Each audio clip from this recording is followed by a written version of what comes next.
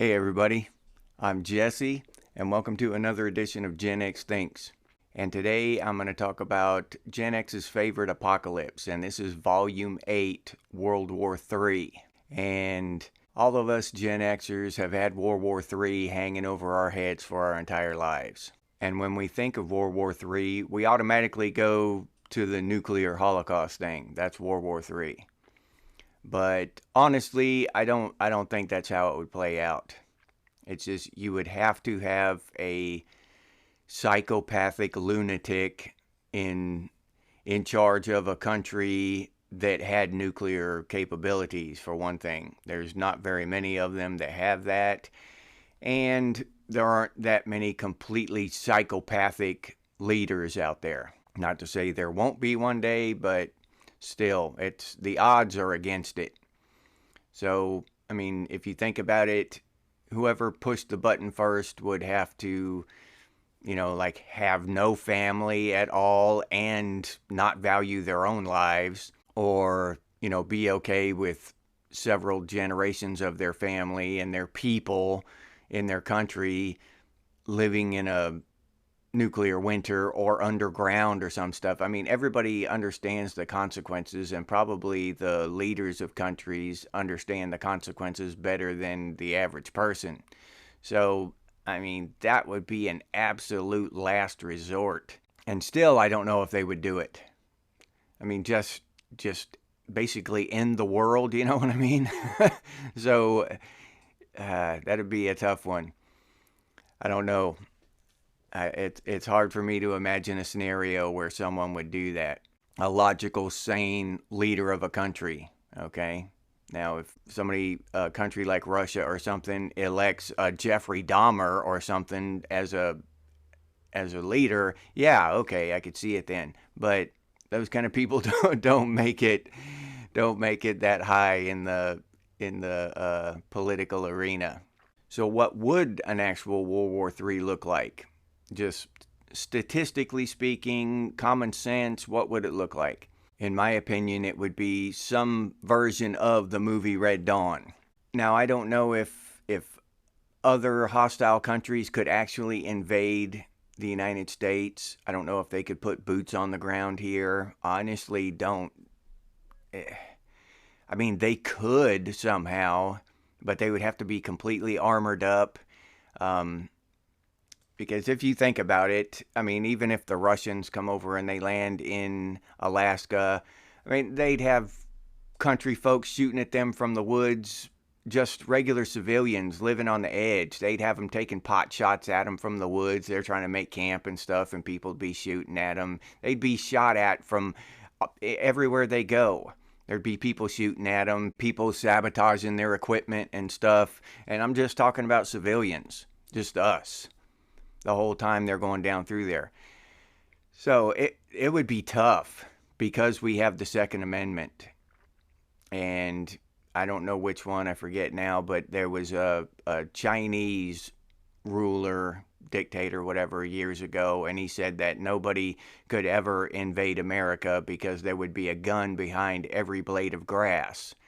And that's the way other countries view us. Now, why our government wants to take away our Second Amendment and take away our guns, that puts a chill up my spine. Well, if that's our only defense, is that's why nobody invades the United States, why would they want to take it from us? So something to think about.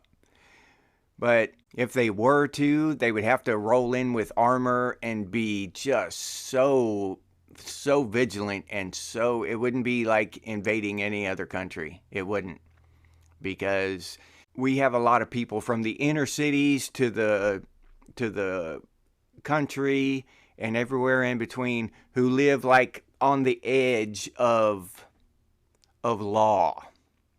All right?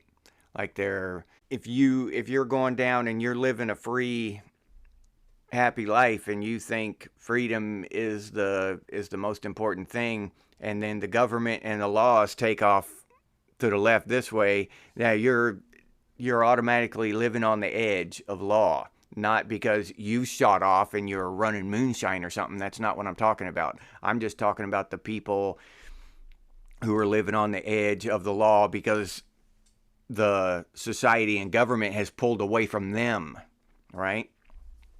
So we've got a lot of people who are on the edge like that, and those are the people that other countries are afraid of. Those are the people that our own government are afraid of, people who are living on the edge, and those are the people that would fight back. I just can't imagine somebody rolling through New Orleans or something like, like it was nothing. It'd be a battle going through there like nothing they've ever seen, and that's just against civilians.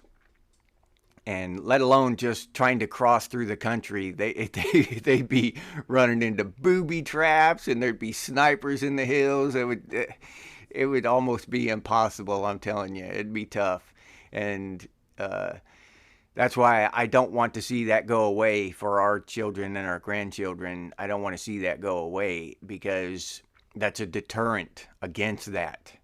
That just that mindset and that Second Amendment is a deterrent against that kind of stuff.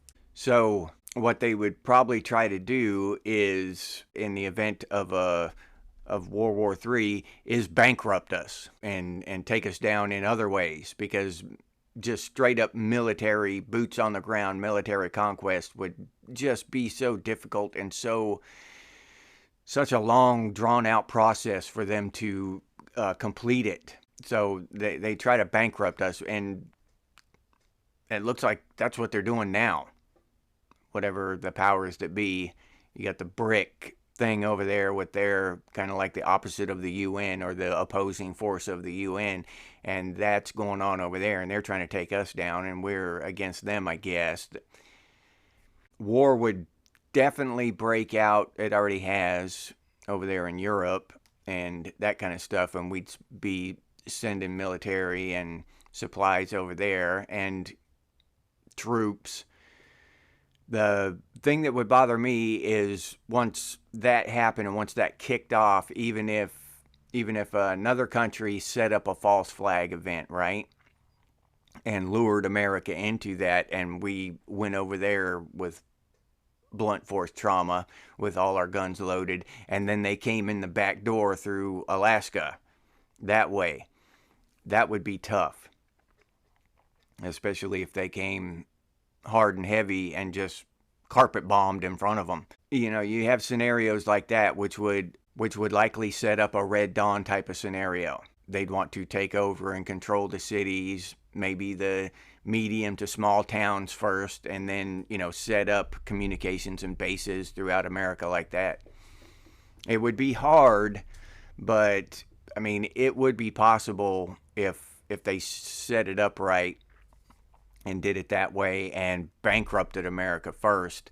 But still, it wouldn't be easy. It wouldn't be easy at all. We'd be fighting possibly for generations, like some kind of guerrilla warfare here in America. And then instead of living on the edge of the law, if territories were taken over by another country, we'd be living outside the law, right? Those people that were living on the edge of the law, now they're outside the law. They're straight up criminals being hunted. And we'd have small groups of militia that would be moving around the country. They'd have to remain mobile, because if they sat in one place for too long, they'd just be found and action would be taken against them. So actually, I think a Red Dawn scenario, especially seeing these economic times we're in now, and what's been doing to manipulate the economy and to manipulate the value of the dollar,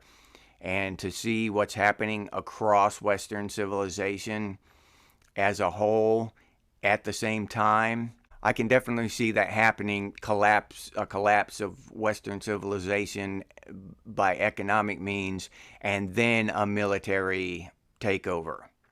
That seems more like what World War III will be like to me. That's more likely to happen than a nuclear war, in my opinion. And I'll leave you there with that. If you enjoyed this program, please like, subscribe, and comment. If you're interested in members-only content, then feel free to become a member of Gen X Thinks. You can do so by clicking the link that I'll leave down in the description, or you can head over to the channel page and do it that way. If you'd like to support the channel, you can do so by clicking on that super thanks button down there. I appreciate those of you who do that. Thank you very much. Or you can head over to Buy Me a Cup of Coffee and buy me a cup of coffee. I'll leave that link down in the description too. If you're interested in Gen X gear, you can head over to Redbubble and check out the stuff we have there. Gen X and Gen X Thinks branded stuff. Pretty cool stuff. T-shirts, sweatshirts, coffee mugs, and stickers. I'll leave that link down in the description as well. If you can't or don't want to support the channel in any of those ways, you can always do so by sharing these videos on your social media. Thank you very much for those of you who do that. It helps out a lot. I sincerely appreciate it. If you have any ideas for future episodes of Gen X Thinks, please put those down in the comments, or you can email us, and the email's over on the channel page. And as always, stay frosty, Gen X, and I'll see you on the next one.